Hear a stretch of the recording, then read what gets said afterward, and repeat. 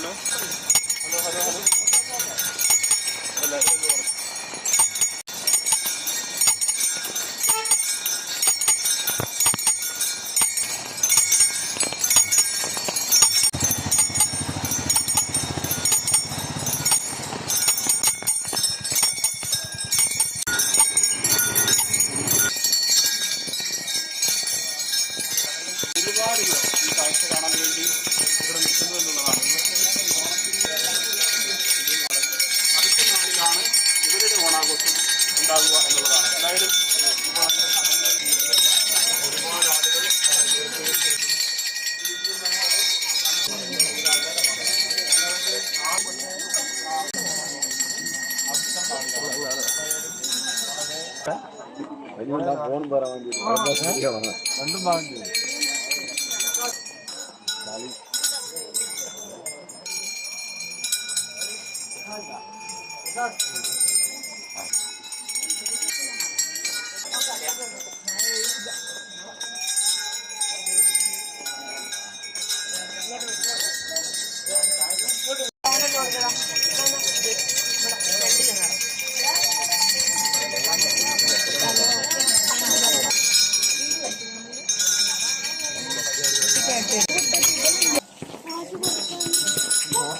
ഉം.